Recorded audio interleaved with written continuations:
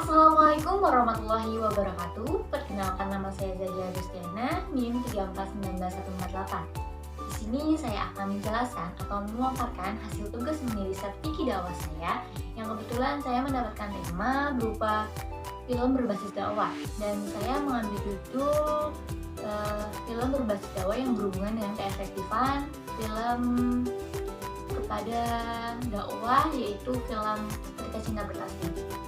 Kemudian di sini saya akan terlebih dahulu menjelaskan mengenai pendahuluan atau perkembangan teknologi dari dulu sampai hingga sekarang. Perkembangan teknologi yang sangat pesat saat ini menjadikan banyak variasi dari berbagai media. Fitur-fitur berkembang semakin canggih, membuat banyak kelebihan dan juga semakin beragam jenisnya. Media sendiri terbagi menjadi dua macam, yaitu media digital dan media cetak. Film sendiri adalah media massa yang sifatnya sangat kompleks. Film jadi sebuah karya estetis sekaligus sebagai alat informasi yang terkadang bisa menjadi alat penghibur, alat propaganda, bahkan alat politik. Kemudian yang selanjutnya yaitu jenis-jenis dari film. Film memiliki 3 jenis. Yang pertama jenis dokumenter atau film dokumenter atau dokumentari film. Film dokumenter menyajikan real kita melalui berbagai cara dan dibuat untuk berbagai macam tujuan. Yang kedua ada film cerita pendek atau short film. Durasi film cerita pendek sendiri di bawah 60 menit. Dan yang ketiga itu ada film cerita panjang atau feature length film. Film ini jenis ini kebalikan dari film cerita pendek. Mengapa? Karena film cerita panjang durasinya lebih dari 60 menit. Dan biasanya kalau film cerita panjang itu sudah ditayangkan di bioskop atau sudah direalisasikan. Kemudian yang selanjutnya yaitu proses pembentukan film. Proses pembentukan film harus memiliki 6 tahap. Yang pertama itu ide cerita, dan yang kedua ada riset, ketiga ada sinopsis, yang keempat ada treatment, dan yang kelima ada storyboard, dan yang terakhir ada syuting. Kemudian tahapan dari produksi film sendiri, yang pertama ada praproduksi. Di dalam praproduksi itu ada analisis ide cerita, menyiapkan naskah, menyusun jadwal dan budgeting, terus hunting lokasi, menyiapkan kostum dan properti, menyiapkan peralatan dan casting pemain. Dan yang kedua tahapan produksi adalah produksinya. Yang pertama itu ada tata setting, tata suara, tata cahaya, tata kostum, dan tata rias. Dan yang terakhir itu ada pasca produksi. Yang pertama itu ada perlakuan ketika sudah melakukan take, mulai membuat film tersebut, pasti ada yang pertama itu proses editing, dan yang kedua ada review hasil editing, dan yang ketiga ada presentasi dan evaluasi.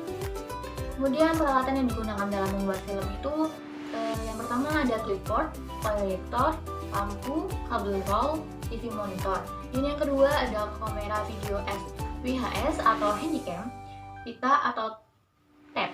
Dan yang ketiga ada mikrofon clip-on, wireless, dan tripod kamera.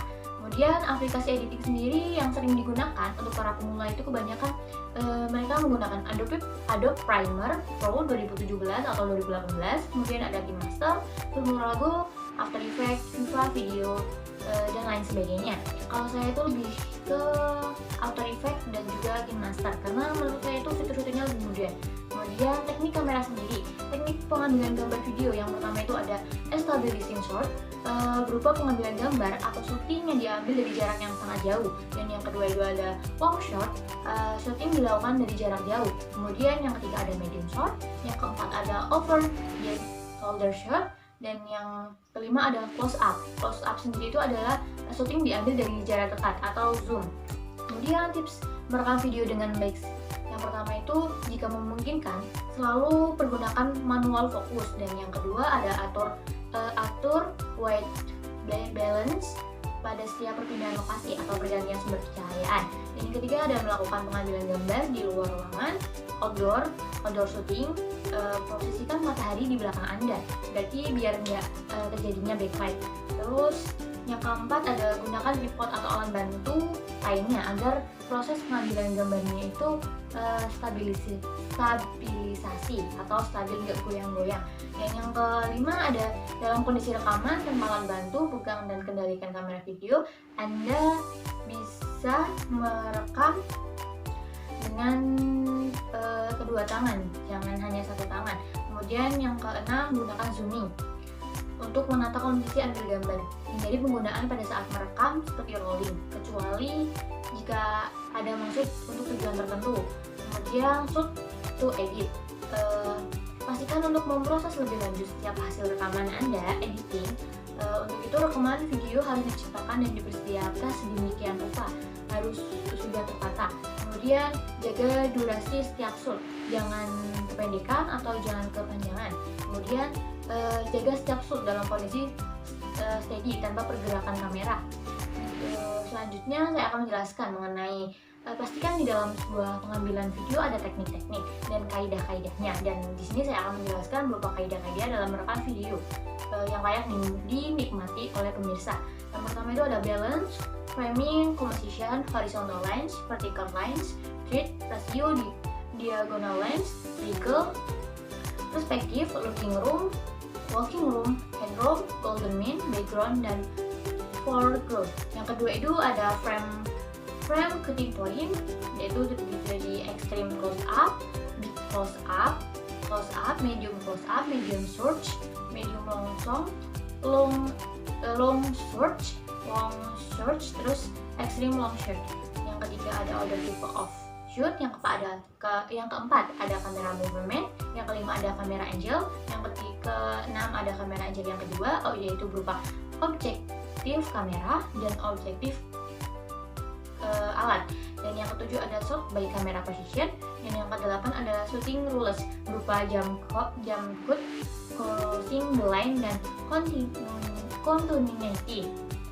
Kemudian di sini selanjutnya, terlepas dari film, saya akan berhubungan dengan dakwah.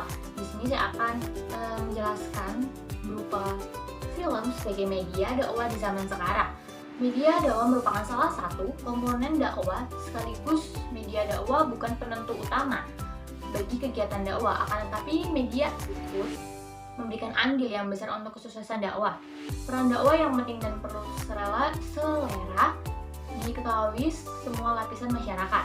Kemudian dalam film ini juga mendukung seperti refresh lah, daripada ya banyak orang yang berpendapat kalau kita secara tatap muka pasti mereka berkata bosan, nggak ada yang nggak ada yang berbeda dari yang biasanya. Kemudian film ini juga mendukung adanya perkembangan teknologi. Kemudian dakwah sendiri itu adalah mengajak, menyeru umat Islam di seluruh dunia untuk berbuat kebaikan, dan melalui film kita bisa menyampaikan semua dakwah kita kepada seluruh masyarakat, tidak hanya umat Islam, bisa jadi ke seluruh dunia. Melalui perfilman itu bisa terjadi. Itulah gunanya sebuah film dalam berhubungan dengan dakwah. Kemudian yang terakhir, saya akan menjelaskan mengenai review dari saya mengenai film berupa Ketika Cinta Bertasbih. Ketika Cinta Bertasbih merupakan film Indonesia yang dirilis pada tahun 19 Juni 2009 yang disutradarai oleh Khairul Umam. Film ini dibintangi oleh artis terkenal di antaranya Kholidin Asadi Alam, Okky Stiana Dewi, terus Alice Norin, Andi Arsil, kemudian Deddy Mizwar, Nini L, Karim, Didi Pates, dan lain sebagainya. Saya tidak terlalu hafal mengenai pemainnya. Kemudian film ini diangkat dari novel bestseller karangan Habibur Rahman El-Shihrazi yang berhubungan sama Ketika Cinta Bertasbih. Ketika Cinta Bertasbih 1, kemudian muncul Ketika Cinta Bertasbih 2. Ketika Cinta Bertasbih merupakan film Indonesia terlaris pada tahun 2009 dengan jumlah penonton 3 juta. Wow, banyak sekali ya. Kemudian diikuti sequelnya Ketika Cinta Bertasbih 2 yang berhasil meraih sebanyak 1,5 juta orang. Kemudian sinopsis dari Ketika Cinta Bertasbih sendiri, yaitu film ini menceritakan kehidupan tokoh utamanya, yaitu Khairul Azam, seorang mahasiswa Indonesia yang sedang menuntut ilmu di Al-Azhar University, Kairo. Cerita yang bisa menjadi inspirasi bagi kita ketika melihat bagaimana kerja keras sang tokoh yang menuntut ilmu sekaligus berjuang menghadapi ibu dan adik-adiknya di kampung. Ceritanya juga bisa menuntut kita ketika melihat usaha dan perjuangan Chairul Azam dalam menemukan jodohnya. Pasti kalian semua juga udah pernah menonton film tersebut kan, karena itu merupakan film yang sangat-sangat booming pada tahunnya, dan saat ini juga masih banyak kok yang menonton, dan itu menjadi film yang pokoknya favorit. Kemudian menemukan jodohnya dengan tetap selalu teguh berpedoman kepada ajaran agama. Dilihat secara singkat dari sinopsis yang saya bacakan, ketika kita bertasbih banyak sekali makna yang berhubungan dengan dakwah. Seperti kata pepatah, kejarlah ilmu hingga negeri Cina. Dan lebih tepatnya seperti prinsip kegigihan Nabi Muhammad SAW dalam berdakwah. Contohnya dari pesan moral yang disampaikan oleh tokoh utama yaitu Azam. Yang pertama, beliau bertanggung jawab atas adik-adiknya dan ibunya. Dan yang kedua, ada perjuangan beliau. Tetes keringat dan cucuran darah Azam untuk mendapat gelar LC terasa mengharu biru. Di awal-awal kuliah memang ia bisa meraih predikat kumlot. Namun sepeninggalan ayahnya, ia harus membagi waktu untuk belajar dan bekerja. Di saat teman-temannya terlelap tidur, dia masih disibukkan dengan menaburkan ragu tempe pada kedelai yang telah dicucinya. Terus ia harus menahan kantuk sampai kepalanya sakit di kepalanya. Dan Azam rela banding tulang di negeri Fir'aun demi menghidupi dirinya sendiri. Kemudian yang ketiga itu berupa tentang prinsip hidup beliau, pemuda desa yang tidak kehilangan identitasnya. Sebagai seorang muslim yang taat, itulah bernama Azam. Walaupun ia sudah tidak dalam lingkungan kampung, ia masih mempertahankan prinsip hidup Islami yang mungkin di negara barat dianggap sebagai budaya yang konservatif. Dari penelitian saya, melalui berbagai jurnal dan komentar-komentar banyak orang berupa komentar dari akun YouTube, Facebook, terus maupun secara langsung, film Ketika Cinta Bertasbih termasuk jenis film cerita panjang. Mengapa? Karena film ini berdurasi lebih dari 60 menit, lebih dari 1 jam, dan sudah ditayangkan di bioskop, kemudian berlanjut ke YouTube dan ditayangkan juga di televisi.